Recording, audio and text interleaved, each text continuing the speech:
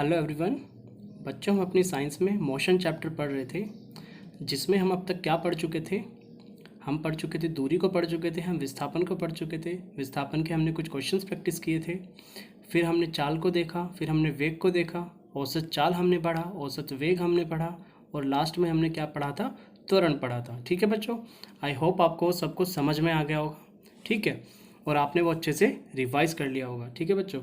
बच्चों एक बात ध्यान रखिएगा, ये जो मैथ और साइंस जो आपके सब्जेक्ट हैं, ये थोड़े से ट्रिकी हैं और कंसेप्चुअल हैं। यानी कि ये आपको तब तक समझ में नहीं आएंगे अगर आप पिछली क्लास को रिवाइज नहीं करेंगे और समझेंगे नहीं। ठीक है, तो आपको अगली क्लास समझ में नहीं आएगी। ठीक है, तो आपको पिछला पढ़ना बहुत ज़रूरी है, उसको रिवाइज करना, उसको समझना, क्योंकि हर चीज़ आपस में लिंक है, हर एक कंसेप्ट आपस में लिंक है, जुड़े हुए हैं। ठीक है, अगर आपको पिछला समझ नहीं आएगा तो आपको आगे का समझ में नहीं आएगा बच्चों। ठीक है, तो पिछला समझना बहुत ज़रूरी है आगे वाले को समझने के लिए। ठीक है, अगर कुछ बच्चों ने इस पिछला अभी तक नहीं पढ़ा है, नहीं समझा है, तो मैं आपसे रिक्वेस्ट करूंगा कि आप सबसे पहले पिछली वाली वीडियोस को देखिए और तब आप इस वीडियोस को देखना शुरू करें। ठीक है, तो आज की हम अपनी क्लास को शुरू करते हैं। आज हम क्या देखेंगे बच्चों, जो हम पहले पढ़ चुके हैं, क्या क्या, चाल, औसत चाल और औसत वेग और त्वरण। इन पर जो बेस्ड क्वेश्चंस होते हैं, न्यूमेरिकल्स होते हैं, उनको हम डिस्कस करेंगे आज अपनी क्लास में। ठीक है, तो आज की क्लास शुरू करते हैं। ठीक है बच्चों, क्या है पहला क्वेश्चन। विराम अवस्था से राहुल अपनी साइकिल को चलाना शुरू करता है और 30 सेकंड में 6 मीटर प्रति सेकंड का वेग प्राप्त करता है। क्या है बच्चों, पहले क्या था, राहुल अपनी साइकिल को लेकर एकदम विराम खड़ा हुआ था। अब क्या किया उसने, साइकिल को चलाना शुरू किया और 30 सेकंड में उसका वेग कितना हो गया, 6 मीटर प्रति सेकंड। ठीक है, अब वह इस प्रकार ब्रेक लगाता है। क्यों भाई, अब उसका जो वेग है वो तो 6 मीटर प्रति सेकंड है। अब वो क्या करा उसने, अब उसने ब्रेक लगाना शुरू किया। ठीक है, कि साइकिल का वेग अगले 5 सेकंड में कम होकर कितना हो गया, 4 मीटर प्रति सेकंड। भाई जब आप ब्रेक लगाते हैं तो आपकी साइकिल का वेग कम होता चला जाता है ना, उसकी जो स्पीड है, उसकी जो चाल है, उसका जो वेग है वो क्या होता है, धीरे धीरे कम होता चला जाता है। ठीक है, दोनों स्थितियों में त्वरण की गणना करें। ठीक है, दो स्थिति क्या है, एक तो वो जब उसने विराम से चलना शुरू किया और 30 सेकंड में उसने अपना वेग कितना कर लिया, 6 मीटर प्रति सेकंड। ठीक है, अब उसका वेग कितना है, 6 मीटर प्रति सेकंड।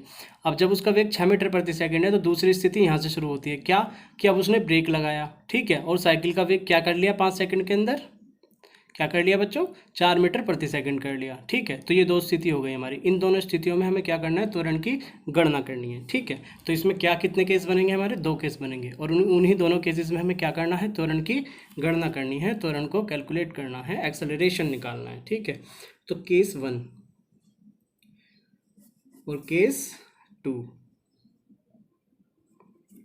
क्लियर है बच्चों। ठीक है, शुरू करें। अब भाई हमारे केस 1 में क्या है, विराम अवस्था से राहुल अपनी साइकिल को चलाना शुरू करता है। यानी कि राहुल शुरू में क्या है, एकदम विराम है, एकदम खड़ा है, रेस्ट में है, एकदम कुछ नहीं कर रहा, कोई मोशन नहीं है उसकी स्थिति में, यहाँ पर खड़ा है। तो इस स्थिति में वेग कितना होगा, 0 होगा बच्चों। कितना होगा, 0। अब उसने अपनी साइकिल को चलाना शुरू करा और 5 सेकंड के अंदर उसने अपना वेग कितना कर लिया, 5 सेकंड के अंदर उसने अपना वेग कितना कर लिया, 6 मीटर प्रति सेकंड। ये लिखा है ना बच्चों, सॉरी 30 सेकंड के अंदर चलाना शुरू किया और 30 सेकंड के अंदर उसने अपना वेग कितना कर लिया, 6 मीटर प्रति सेकंड। तो 30 सेकंड लगे उसको अपनी वेग को कितना करने में, 6 मीटर प्रति सेकंड। 0 से 6 मीटर प्रति सेकंड के लाने के लिए उसको कितना समय लगा, 30 मीटर प्रति सेकंड। ठीक है, हमारे त्वरण का फॉर्मूला क्या होता था बच्चों, त्वरण का हमारा फॉर्मूला होता था v minus you upon T.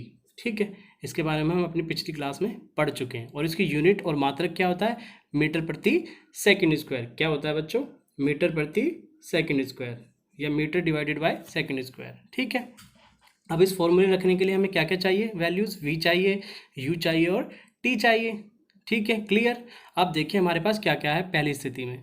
भाई अब राहुल जो है अपनी साइकिल को लेके खड़ा है, विराम में है। ठीक है, तो इसकी प्रारंभिक वेग क्या होगी, u को प्रारंभिक वेग ही तो कहते हैं। ठीक है, u को हमने देखा था त्वरण में, आपने समझा होगा, यू को हम क्या कहते हैं, प्रारंभिक वेग या इनिशियल वेलोसिटी। तो अब राहुल जो है यहाँ पर खड़ा हुआ है विराम में, तो इस स्थिति में उसका प्रारंभिक वेग क्या है, 0। भाई यू उसका प्रारंभिक वेग है 0 और अंतिम वेग क्या है उसका, 6 मीटर प्रति सेकंड। ठीक है, तो यू की वैल्यू लिख लेते हैं, क्या है बच्चों, 0, और वी की वैल्यू क्या है, 6 मीटर प्रति सेकंड, जो उसका लास्ट में वेग है। ठीक है, अंतिम वेग जिसे हम कहते हैं। भाई 30 सेकंड के अंदर उसका अंतिम वेग क्या हो गया, 6 मीटर प्रति सेकंड। प्रारंभिक 0 था, बाद में हो गया 6 मीटर प्रति सेकंड, इसलिए हमने इसे कहा प्रारंभिक वेग, इसे कहा हमने अंतिम वेग। और कितनी देर में हुआ, 30 सेकंड में। टी हुआ 30 सेकंड में। ठीक है, अब बस हमारे पास सारी वैल्यूज़ है, इसको इस फॉर्मूले में पुट करते हैं और अपना त्वरण कैलकुलेट करते हैं। ठीक है बच्चों, तो A इक्वल्स टू V की वैल्यू क्या है 6 माइनस U की वैल्यू क्या है 0, 0 लिखा, और T की वैल्यू क्या है बच्चों 30, T की वैल्यू क्या है 30, 30 को लिखा। ठीक है, 6 में से 0 गए 6 ही बचेंगे, अपॉन में क्या है 30। ठीक है, इसको वो करिए, काटिए, तो 6 1 जा 6, 6 5 जा 30, क्या आ गया 1/5 मीटर पर सेकेंड स्क्वायर, क्योंकि त्वरण की जो यूनिट होती है, मात्रक होता है, वो क्या होता है मीटर पर सेकेंड स्क्वायर। ठीक है, तो ये हो गया हमारा आंसर।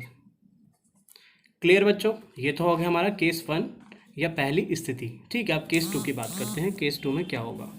केस 2 यहाँ से शुरू होता है हमारा कि भाई अब उसकी वेग उसने कितना है 6 मीटर प्रति सेकंड का उसने वेग प्राप्त कर लिया, यानी अब उसका वेग कितना है 6 मीटर प्रति सेकंड पे चल रहा है वो। अब उसने क्या किया, ब्रेक लगाना शुरू किया, उसने ब्रेक लगाया और साइकिल का वेग अगले 5 सेकंड में कितना कर लिया 4 मीटर प्रति सेकंड कर लिया। कितना कर लिया बच्चों 4 मीटर पर सेकंड कर लिया।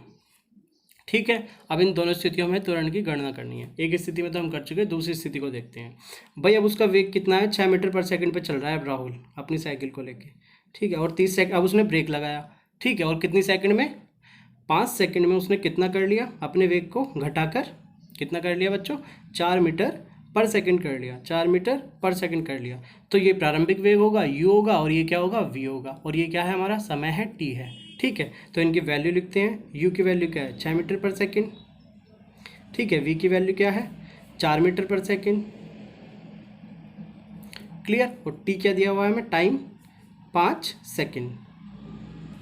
क्लियर, फटाफट से अपना फॉर्मूला लगाते हैं और सारी वैल्यूज़ को इसमें पुट करते हैं और अपना एक्सेलरेशन त्वरण कैलकुलेट कर लेते हैं। v की वैल्यू क्या है बच्चों 4, u की वैल्यू क्या है 6, t की वैल्यू क्या है 5। ठीक है, 4 में से 6 गए, माइनस का 2 बचेगा, क्योंकि जो संख्या बड़ी होती है उसके आगे जो निशान लगा होता है वही हम कंसिडर करते हैं। अब 4 में से 6 घटाने हैं। ठीक है, तो 4 में से 6 गए 2 बचे, लेकिन निशान कितना, बड़ी संख्या के पास कितना निशान है माइनस का। ये तो बेसिक चीज़ आपको पता होगी। तो ये कितना बचेगा -2। ठीक है, तो यहाँ क्या आ गया 5। क्लियर है, क्लियर बच्चों। चलिए अब इसको डिवाइड करेंगे तो क्या आएगा, आप इसको डिवाइड करके देखिएगा, लगभग आएगा 0.4 और माइनस के मीटर पर सेकेंड स्क्वायर। ठीक है बच्चों, एकदम सिंपल सवाल है, एकदम बहुत ही ज़्यादा सिंपल सवाल। ठीक है, अब आप सोच रहे होंगे सर यहाँ माइनस आया और यहाँ पॉजिटिव आया, इन बात का क्या मतलब है। इन बात का मतलब कुछ नहीं है बच्चों। जब हमने त्वरण पढ़ा था, हमने त्वरण की डेफिनेशन क्या पढ़ी थी याद करिए। हमने पढ़ा था वेग परिवर्तन की दर को क्या कह रहे हैं हम, त्वरण कहते हैं। ठीक है, वेग परिवर्तन की दर को त्वरण कहते हैं। अब भाई हमने वेग परिवर्तन की दर ही तो निकाल रहे हैं, क्योंकि त्वरण क्या है वेग परिवर्तन की दर ही तो है। तो यानी कि यहाँ तो वेग का परिवर्तन हो रहा है तेज, मतलब ज़्यादा हो रहा है, और यहाँ क्या हो रहा है वेग का परिवर्तन कम हो रहा है, इसलिए पॉजिटिव आ रहा है, इसलिए नेगेटिव आ रहा है। तो बस पॉजिटिव और नेगेटिव का इतना मतलब है, बाकी और कुछ मतलब नहीं है। ठीक है, वैल्यू हमारी यही होंगी 1/5 और 0.4 मीटर पर सेकंड स्क्वायर। ठीक है बच्चों, तो त्वरण निकालने का क्या फॉर्मूला होता है, A = V - U/T, और क्या होता है 0.4 मीटर पर सेकंड स्क्वायर। ठीक है, यही होता है सिंपल सा, और इसमें कुछ नहीं है। ठीक है, ये क्वेश्चन आपको समझ में आ गया होगा। ठीक है, आगे बढ़ें अगला क्वेश्चन। चलिए शुरू करते हैं अगला क्वेश्चन, क्वेश्चन नंबर 2। ठीक है बच्चों, अच्छा इस क्वेश्चन को शुरू करने से पहले बच्चों मैं आपको कुछ बातें बताना चाहूँगा। ठीक है, कुछ बातें पढ़ते हैं, उनको समझते हैं, जानते हैं। चलिए बच्चों, जब मैंने आपको शुरू में दूरी और चाल पढ़ाई थी, तो मैंने आपको एक टर्म का यूज़ किया था, जो हमने दूरी या विस्थापन पढ़ा था शायद, कि एसआई मात्रक क्या होता है मीटर। एसआई मात्रक का मैंने कहीं ना कहीं यूज़ किया था, आप देखिएगा ज़रूर, कहीं ना कहीं आपकी कॉपी में जहाँ आपने नोट किया होगा एसआई का यूज़ लिखा होगा। ठीक है, एसआई को हमने कहा था कि स्टैंडर्ड तौर पे जो चीज़ों को माना जाता है उसे हम एसआई कहते हैं, जहाँ मतलब सारे जो रिसर्चर होते हैं, वैज्ञानिक होते हैं, जहाँ जिस बात को मानते हैं कि हाँ भाई सारे मिलके हम इस बात को मान लेते हैं, वहाँ स्टैंडर्ड। इसमें क्या हम देखेंगे भाई, देखो 3 चीज़ हैं। एक तो होता है द्रव्यमान, समय और दूरी या लंबाई, कुछ भी कह लो। भाई द्रव्यमान को हम किस में मापते हैं, किलोग्राम में मापते हैं। ठीक है, ग्राम में नाप सकते हैं, किलोग्राम में नाप सकते हैं। ठीक है, यही तो होता है बच्चों, द्रव्यमान का ऐसे तो नापते हैं। लेकिन हम जो अपने क्वेश्चंस में यूज़ करेंगे वो हम किसका यूज़ करेंगे, हमेशा किलोग्राम का यूज़ करेंगे। किसका यूज़ करेंगे, किलोग्राम। इन बातों का आपको ध्यान रखना है। आपको द्रव्यमान में है, द्रव्यमान को हम किस में मापेंगे, किलोग्राम को। अगर वो हमें ग्राम में दे रखा होगा तो हमें उसको किलोग्राम में कन्वर्ट करना पड़ेगा, ठीक है। और कन्वर्ट कैसे करेंगे, वो जैसे जैसे हमारे क्वेश्चंस आते जाएंगे वैसे वैसे हम सीखते जाएंगे। लेकिन हमें फिलहाल ये पता होना चाहिए कि किस चीज़ को हम किस चीज़ में लेते हैं, कि द्रव्यमान को हम किस में लेंगे, हमेशा किलोग्राम में लेंगे। समय को हम किस में देख सकते हैं भाई, घंटों में देख सकते हैं, दिन में देख सकते हैं, सेकंड्स में देख सकते हैं, मिनट्स में देख सकते हैं।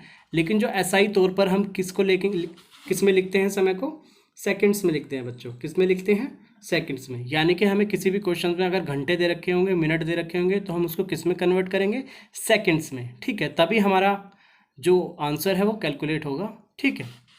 और दूरी या लंबाई को हम किस में नापते हैं भाई, दूरी को कैसे नाप सकते हैं, आप किलोमीटर में नाप सकते हैं, मीटर में नाप सकते हैं, सेंटीमीटर में नाप सकते हैं, ठीक है। लेकिन एसआई जो हमें लेना है अपने क्वेश्चंस में, वो हम किस में लेंगे, हमेशा मीटर में लेंगे बच्चों। किस में लेंगे, मीटर में लेंगे। क्लियर, ये एक बेसिक सी चीज़ है, ठीक है। ये आप समझ गए होंगे, इसको दिमाग में सेट कर लीजिए। द्रव्यमान को किस में लेंगे, किलोग्राम में, समय को लेंगे सेकंड्स में, और दूरी या लंबाई को लेंगे मीटर में हमेशा, ठीक है। अब एक चीज़ और देख लेते हैं, जो हमारी दूरी चाल या वेग होता है, चाल या वेग होता है, उसका हमने मात्रक क्या बताया था आपको, मीटर पर सेकेंड। यही तो बताया था बच्चों, मीटर पर सेकेंड, ठीक है। जो चाल और वेग का हमने मात्रक आपको बताया था, मीटर पर सेकंड बताया था। चलो मैं आपको दिखा भी देता हूँ हमने कहाँ लिखा था ये। एक मिनट मुझे समय दीजिएगा आप लोग।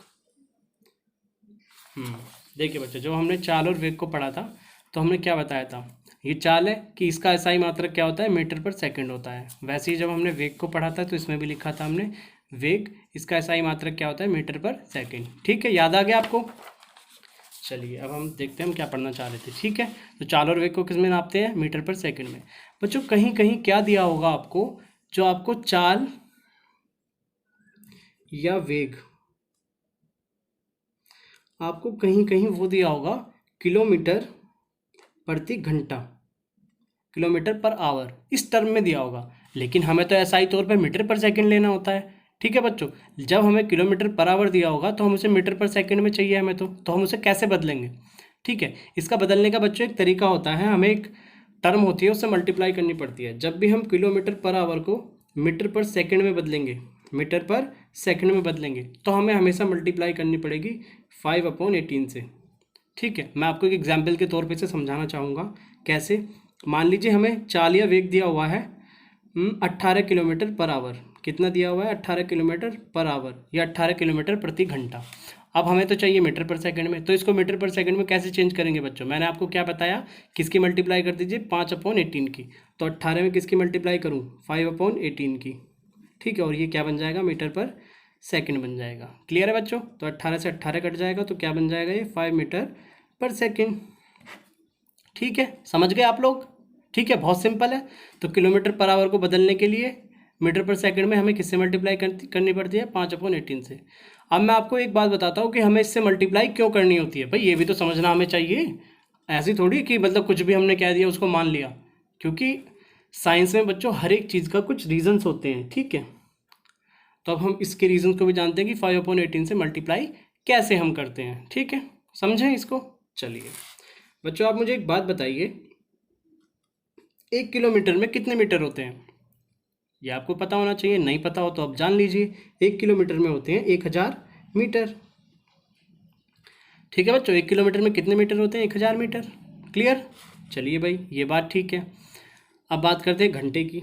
1 घंटे में कितने वो होते हैं, मिनट्स। 1 घंटे में कितने मिनट होते हैं बच्चों, ये तो सिंपल है। 1 घंटे में 60 मिनट होते हैं। कितने मिनट्स होते हैं, 1 घंटे में 60 मिनट्स होते हैं। क्लियर। अब मैं आपसे पूछूं 1 मिनट में कितनी सेकंड होती हैं, 1 मिनट में कितनी सेकंड होती हैं, 1 मिनट में होती हैं बच्चों 60 सेकंड्स। कितनी सेकंड्स होती हैं, 60 सेकंड्स, ठीक है। अब जरा इस चीज़ को देखिएगा, इसको मैं यहाँ लिखता हूँ एक अलग तरीके से। 1 घंटा इक्वल्स टू क्या कहा हमने, 60 मिनट। यही तो कहा भाई, अभी तो मैंने इसमें कुछ किया नहीं, ऐसे का ऐसे लिख दिया। अगर मैं इसको 1 से मल्टीप्लाई कर दूँ तो कुछ फ़र्क पड़ेगा इसमें, नहीं पड़ेगा, यही का यही रहेगा। अब आप देखिए जरा इस टर्म को देखिए, बस मिनट इंटू 1, यानी कि 1 इंटू मिनट। और 1 मिनट की हमारे पास वैल्यू कितनी है, 60 सेकंड। भाई 1 मिनट ही तो है ये, और इसकी वैल्यू हमारे पास कितनी है, 60 सेकंड। इस वैल्यू को यहाँ पे पुट कर दें। इस वैल्यू को हम क्या कर रहे हैं, यहाँ पे पुट कर रहे हैं। तो 1 आवर्स इक्वल टू क्या हो जाएगा 60, और 1 मिनट की जगह हम क्या रख रहे हैं 60 सेकेंड, तो ये रख दिया हमने 60 सेकेंड। इसके मल्टीप्लाई करेंगे तो हमारे पास आएगा 3600 सेकेंड्स। ठीक है, अब केवल इनको आप देखिएगा हमारे पास 1 घंटे की वैल्यू कितनी है 3600 सेकेंड, और 1 किलोमीटर की हमारे पास वैल्यू कितनी है 1000 मीटर। ठीक है, ये है। अब इन वैल्यू को हम किस में रखते हैं, इसके अंदर रखते हैं। 1 किलोमीटर की वैल्यू कितनी है हमारे पास 1000 मीटर, 1000 मीटर, और 1 घंटे की वैल्यू क्या है हमारे पास 3600 सेकेंड। इसको यहाँ लिख देते हैं 3600 सेकेंड, और ये क्या था 1000 मीटर।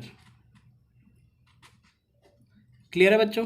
अब इसको काटा पीटी करते हैं, 0 से 0 कटा, 0 से 0 कटा, ये 2 से कट जाएगा, 2 5 जा 10, 2 1 जा 2, 2 8 जा 16, तो क्या आ गया बच्चों ये 5/18 मीटर पर सेकेंड। तो इस प्रकार ये आता है हमारा ये 5/18। समझ गए आप। क्लियर है, बहुत सिंपल है, कुछ भी नहीं है इसमें। ठीक है, तो बेसिकली हमने क्या बताया, किलोमीटर पर आवर को अगर आपको मीटर पर सेकंड में कन्वर्ट करना पड़े तो आपको किससे मल्टीप्लाई करनी पड़ती है 5/18 से, सिंपल। और एसआई के बारे में हमने क्या बताया था, द्रव्यमान को हमेशा लेंगे हम किलोग्राम में, और समय को लेंगे हम हमेशा सेकंड में, और दूरी को लेंगे हमेशा हम मीटर में। तभी तो बच्चों हम इसको मीटर पर सेकंड में कन्वर्ट कर रहे हैं, क्योंकि किलोमीटर अगर ऊपर वाले को आप देखो, किलोमीटर को हम दूरी तो कहते हैं एक तरह से, दूरी में ही तो हम कहते हैं कि इतना किलोमीटर है 4 किलोमीटर है, लेकिन हमने कहा दूरी को हम किस में कन्वर्ट करते हैं मीटर में, तभी तो हम इसको मीटर में कन्वर्ट कर रहे हैं। अब ये घंटा आवर क्या होते हैं, समय होता है, घंटा होता है, हमने क्या कहा समय को किस में कन्वर्ट करते हैं हम सेकंड में, तभी तो हमने घंटे को सेकंड में कन्वर्ट कर रहे हैं। ठीक है, तो इतना ज़्यादा न करते हुए हमने एक सिंपल सा एक वो बना लिया अपना फिगर, कि जब भी हमें किलोमीटर प्रति घंटा को मीटर पर सेकंड में कन्वर्ट करना होगा तो हम किससे मल्टीप्लाई करेंगे, सिंपल 5/18 से। ठीक है, और ये चीज़ें आप ध्यान में रखेंगे। ठीक है, बिल्कुल सिंपल है, कुछ भी नहीं है। ठीक है, अब इसी पे जो हमने आज कंसेप्ट पढ़ाया इसी पे बेस हम करेंगे, अगली क्लास में एक अपना दूसरा क्वेश्चन पढ़ेंगे, और ये सारे कंसेप्ट उस क्वेश्चन के अंदर काम आएंगे। ठीक है बच्चों, तो मिलते हैं अगली क्लास में। Thank you.